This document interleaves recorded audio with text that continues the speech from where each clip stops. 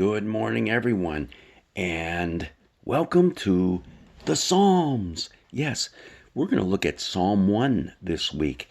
The very first psalm in the Psalter, it wasn't put there by accident. The editors that put this whole collection of Psalms together did it intentionally. Yes, intentionally, because it opens up to us the entire 150 Psalms that we have in front of us. So let's get going with number 1, and we'll finish with 150 today. No, we won't. Let's just look at Psalm 1.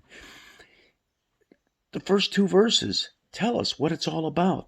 Happy are those who do not follow the advice of the wicked, or take the path that sinners tread, or sit in the seat of scoffers, but their delight is in the law of the Lord, and on his law they meditate day and night. Now, hey, think about it. We are faced with choices in life, and that's what the psalmist is saying here as he introduces the whole psaltery to us.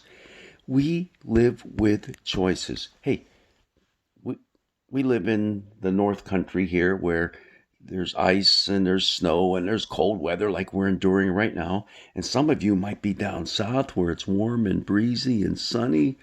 Yeah. Hey, we all make choices, correct? The choice that's laid before us now is to meditate on the law of the Lord. Now, here's the thing. That word law is Torah. We often give it a negative legalistic implication. And a lot of us grew up with that in our teachings. And that's not what the Torah is. Torah actually means teachings, God's teachings. It's not like, hey, you do this and don't do that, or this is what you're going to get and this is what you're not going to get, and crime and punishment type of thing. No, it's not that at all. It's inviting us into a way of living. So keep that in mind. Also, that word happy, a lot of people say, it carries too much other weight with it in our English language. And I think that could be true, because when we think of happiness, we think of things that we can do to make ourselves happy. Well, this happy does really take on, I feel, the other translations that we often have, which is blessed. Blessed are those, the Beatitudes, which is actually part of our Luke text for this coming Sunday, the Sermon on the Plain that Jesus gives, and he goes through the Beatitudes there.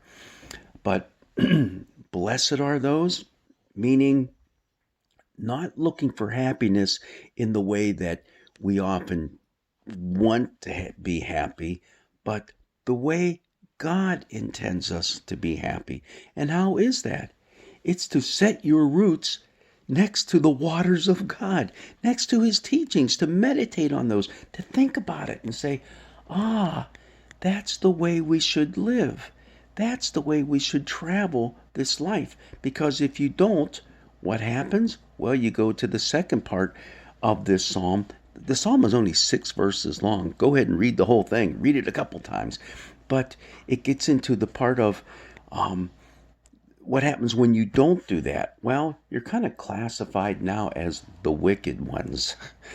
But you're wicked only in the sense that you have separated yourself from God. This isn't God's going to punish you and this is his retribution toward you for not following his way. No, it's the consequences of not doing it, because you're like the chaff. You're just a shell of what you could be.